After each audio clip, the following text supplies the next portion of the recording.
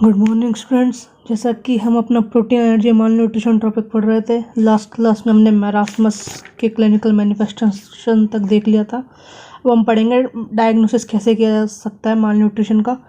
तो malnutrition can be diagnosed by measuring height according to the development of individual. हम malnutrition को according to height भी measure कर सकते हैं कि अकॉर्डिंग टू डेवलपमेंट जो बच्चे की हाइट है वो प्रॉपर है या नहीं, उसमें पता पड़ जाएगा कि बच्चा माल नरिश्ड है या नहीं। It can also be assessed by measuring weight of individual according to development of individual. इस एक दूसरा तरीका भी होता है कि अकॉर्डिंग टू वेट, जिस बच्चा एज ग्रुप में है उसके हिसाब से उसका वेट हम चेक कर सकते हैं कि उस एज ग्रुप के हिसाब से उस बच्चे का वेट उसके एज ग्रुप को मैच कर रहा है या नहीं। तो डायग्नोसिस के दो तरीके हैं माल न्यूट्रिशन के, पहला हाइट और दूसरा वेट। आप अकॉर्डिंग टू एज ग्रुप बच्चे की हाइट के हिसाब से उसका नरिशमेंट चेक कर सकते हैं कि वो माल नरिश्ड है या नहीं। सेकंड, बच्चे के वेट के हिसाब से अकॉर्डिंग टू एज ग्रुप, बच्चे की एज ग्रुप के हिसाब से आप उसका माल नरिशमेंट चेक कर सकते हैं कि वो माल नरिश्ड है या नहीं। Next, prevention and control of mall nutrition. हम कैसे माल न्यूट्रिशन को प्रिवेंट और कंट्रोल कर सकते हैं? तो सबसे पहला, identification of affected individual. It is one of the basic component to identify the malnutrition. A survey should be carried out in the community to identify the number of individual affected with malnutrition. हमें सबसे पहले क्या करना है, जो affected लोग हैं उनको आइडेंटिफाई करना है। ठीक है, इसके लिए हम सर्वे कंडक्ट कर सकते हैं कम्युनिटी में, ताकि हमें वहाँ पे कितने बच्चे जो हैं वो माल नरिश अफेक्ट हैं उसको हमें पता लगाया जा सके। Next, health education. Health education is one of the most important and correct method to improve the nutrition status of community by creating awareness about the types of food. Health education जैसे कि हम सारे topic में use करते हैं, माल nutrition में भी एक इम्पॉर्टेंट टॉपिक है। हम लोगों को अवेयर करा सकते हैं कि कौन कौन से प्रकार के जो फूड है वो हम दे सकते हैं बच्चों को, ताकि हम उनको माल नरिश्ड होने से बचाया जा सके। Third, proper planning of budget related to food. If the proper budgeting of food is planned, it can decrease the chance of malnutrition, promote the health of individual.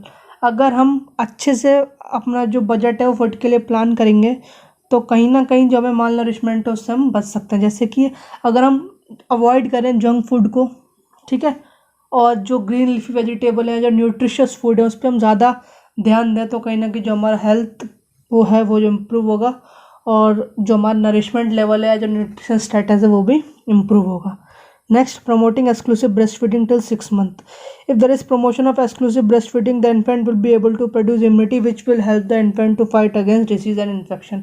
अगर हम बच्चे को 6 मंथ तक सिर्फ और सिर्फ ब्रेस्ट फीड करवाएंगे, सिर्फ एक्सक्लूसिव ब्रेस्ट फीडिंग देंगे, तो कहीं ना कहीं उसके अंदर इम्यूनिटी डेवलप होगी और कहीं ना कहीं वो डिजीज़ से फाइट अगेंस्ट कर सकता है, किसी भी डिजीज़ या इन्फेक्शन से। Next, special feeding program. These programs are carried out in the place where there is natural disaster और मैन मेड डिजास्टर। कई बार क्या होता है, अगर कई जगह कोई नेचुरल कैलामिटी आती है, कोई मैन मेड कैलामिटी आती है, जैसे कि फ्लड हो गया, ठीक है, अर्थक्वेक हो गया, वॉल्केनो इरप्शन हो गया, तो वहाँ कहीं ना कहीं स्पेशल फीडिंग प्रोग्राम चलाते हैं ताकि लोगों का जो न्यूट्रिशन स्टेटस है वो बना रहे। ठीक है, लोगों को खाने के लिए खाना मिल सके, पीने के लिए पानी मिल सके, तो जो लोगों का न्यूट्रिशन स्टेटस है वो कहीं ना कहीं बरकरार रहे, मेंटेन रहे। उसके लिए जो स्पेशल फीडिंग प्रोग्राम्स है वो चलाए जाते हैं। कब, कहाँ पे? जब जहाँ पे नेचुरल डिजास्टर होता है या फिर मैन मेड डिजास्टर, जैसे कि वॉल्केनो हो गया, कहीं बाढ़ आ गई, कहीं भूकंप आ गया, तो वहाँ पे ये सब आपको देखने को मिलेगा। तो ये तो हो गया प्रोटीन एनर्जी माल न्यूट्रिशन। नेक्स्ट हम पढ़ेंगे हाइपरटेंशन। हाइपरटेंशन एक जैसे कि एक कॉमन बीमारी है, आजकल हम देख भी सकते हैं, हर दूसरे तीसरे इंसान में हाइपरटेंशन देखने को मिलता है। तो hypertension is world wide problem occurring around the globe. Hypertension is a condition in which the BP rises about is normal condition.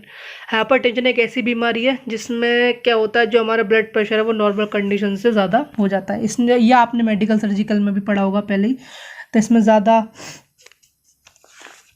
दिक्कत वाली बात भी नहीं, आप जल्दी समझ जाएंगे। Causes, high alcohol intake. अगर हम अल्कोहल ज़्यादा लेते हैं तो हमें बीपी हो सकता है। High intake in diet. अगर हम डाइट ज़्यादा लेते हैं तो भी हमें हो सकता है। ठीक है, या फिर हम सॉल्ट इंटेक ज़्यादा लेते हैं डाइट में तो भी हमें बीपी हो सकता है। जेनेटिक फैक्टर्स, अनुवांशिक कारणों के कारण भी हमें हो सकता है। Psychological factor like stress, anxiety and tension, अगर हम स्ट्रेसफुल एनवायरनमेंट में रहते हैं, एंजाइटी वाले एनवायरनमेंट में रहते हैं तो कहीं ना कहीं ये हमारे ब्लड प्रेशर को प्रमोट करेगा। Environmental factors also contribute to hypertension like pollution, अगर हम ज़्यादा पॉल्यूटेड एरिया में रहते हैं, जगह ज़्यादा पॉल्यूशन है तो कहीं ना कहीं जो एनवायरमेंटल कंडीशन है वो भी हमारे हेल्थ को कहीं ना कहीं डिटोरिएट कर सकती हैं। नेक्स्ट, क्लिनिकल मैनिफेस्टेशन की बात करें तो इसके जो क्लिनिकल मैनिफेस्टेशंस है वो होगा headache, fatigue, breathlessness, confusion, tachycardia, anxiety, sleeplessness and opportunistic infection, ये इसकी क्लिनिकल मैनिफेस्टेशंस हैं। ठीक है, आपको हेडेक हो सकती है, आप थकान महसूस कर सकते हैं, सांस लेने में दिक्कत हो सकती है, कन्फ्यूजन हो सकता है, टैकीकार्डिया हो सकता है, ठीक है, एंजाइटी हो सकती है, स्लीपलेसनेस हो सकती है, और आप किसी भी इन्फेक्शन के लिए अपॉर्चुनिस्टिक बन सकते हो, प्रोन बन सकते हो।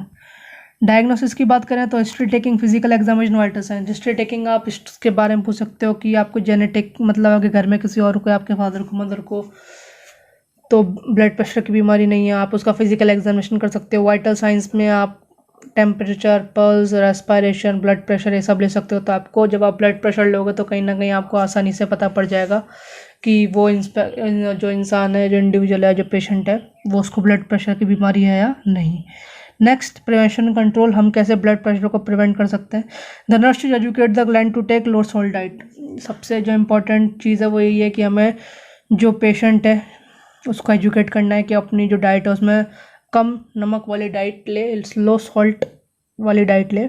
Second, the nurse should educate the client about disease और द कंडीशन, जो नर्स है उसको पेशेंट को उसकी डिजीज़ और उसकी कंडीशन के बारे में बताना है, ठीक है। Third, the nurse should motivate the client to do exercise, जो नर्स है वो क्लाइंट को या पेशेंट को मोटिवेट कर सकती है एक्सरसाइज करने के लिए। Next, the nurse should educate the client for regular checkup, जो नर्स है वो एजुकेट कर सकती है क्लाइंट को या पेशेंट को रेगुलर चेकअप्स पे, हर 15 दिन में या हर 1 महीने में, जैसा उसकी सीवियरिटी है उसके हिसाब से आप उसको एजुकेट कर सकते हैं। The nurse should educate client to be stress free and anxiety free because these are psychosocial factor which can lead to hypertension, जो नर्स है वो क्लाइंट को एजुकेट करेगी कि आपको स्ट्रेसफुल कंडीशन से दूर रहना है, एंजाइटी कंडीशन से दूर रहना है, क्योंकि ये भी एक तरीके के साइकोसोशल फैक्टर हैं जो कहीं ना कहीं हाइपरटेंशन को कॉज कर सकते हैं। उसके साथ साथ जो नर्स है वो पेशेंट को रेगुलर इंटरवल्स पे दवाई लेने के लिए भी एजुकेट कर सकती है। तो क्लास आज जो हम स्टूडेंट्स आज जो हमने टॉपिक पढ़ा वो था प्रोटीन एलर्जी माल न्यूट्रिशन के डायग्नोसिस, जिसमें हमने देखा कि हाइट और वेट के हिसाब से हम बच्चे को माल नरिशमेंट है या नहीं वो डायग्नोस कर सकते हैं। प्रिवेंशन में सबसे पहले हम लोग को आइडेंटिफाई करना है कौन कौन से अफेक्टेड इंडिविजुअल हैं, वो हम सर्वे से कर सकते हैं, लोगों का हेल्थ एजुकेट कर सकते हैं। प्रॉपर प्लानिंग होनी चाहिए बजट की फूड से रिलेटेड, ठीक है। एक्सक्लूसिव ब्रेस्ट फीडिंग बच्चों को देनी है till 6 months, special feeding program चलाए जाते हैं। नेक्स्ट हमने पढ़ा हाइपरटेंशन क्या होता है, उसके कॉजेज़ क्या है। हाई अल्कोहल इंटेक था, उसमें high salt intake in diet, genetic factors, psychosocial factors like stress, anxiety, tension, environmental factors like pollution. फिर हमने क्लिनिकल मैनिफेस्टेशन पढ़े, उसमें हमने हेडेक हो सकता है, आपको फैटिक हो सकता है, breathlessness, confusion, tachycardia, anxiety, sleeplessness, opportunistic infection. फिर डायग्नोसिस में हम देखा आप उसकी हिस्ट्री ले सकते हो, फिजिकल एग्जामिनेशन, वाइटल साइंस से आप पता लगा सकते हो कि उसको हाइपरटेंशन है या नहीं। फिर हमने देखा प्रिवेंशन एंड कंट्रोल।